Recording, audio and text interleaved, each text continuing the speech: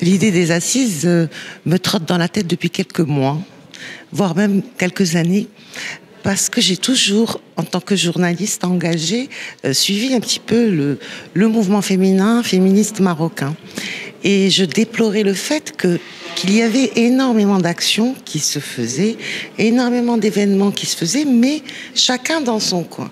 Et je me suis dit, pourquoi ne pas faire rencontrer toutes ces initiatives, toutes ces associations pour partager, pour réunir nos forces, parce qu'on tient toutes pratiquement le même discours.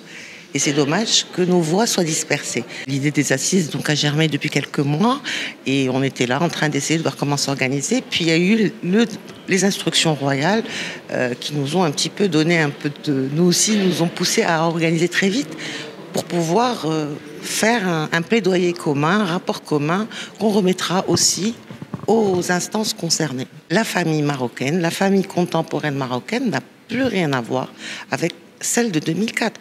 En 20 ans, il y a eu des changements très importants. La famille s'est nucléarisée, il y a eu Internet, il y a les réseaux. On n'est plus du tout dans la même configuration, donc plus du tout dans les mêmes soucis et les mêmes solutions. L'égalité totale entre les hommes et les femmes, changer de paradigme en fait pour pouvoir justement décliner cette égalité à travers tous les textes de loi.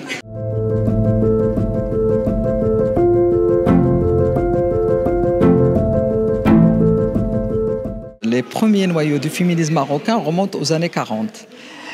Mais bon, la deuxième génération est née pratiquement dans le milieu des années 80. C'est celle que nous décrivons comme étant le féminisme historique. L'enjeu le plus important qui a le plus cristallisé le combat des féministes de cette génération, c'est le combat pour la réforme du code du statut personnel. Il a fallu donc, c'était bien clair, il a fallu que les féministes s'investissent, militent, revendiquent pour qu'on puisse justement réformer un code qui était devenu pratiquement inadéquat avec les évolutions d'une maturation assez importante. Je n'ai pas de grandes attentes. Des révisions, notamment celui de l'âge de mariage, le mariage des mineurs, ainsi que la tutelle des mamans sur leurs enfants. Par exemple, la question de l'héritage, je ne m'attends pas à ce qu'il y ait une véritable réforme parce qu'en fait, les acteurs en présence ne sont pas suffisamment investis pour poser cette problématique, pour l'assumer.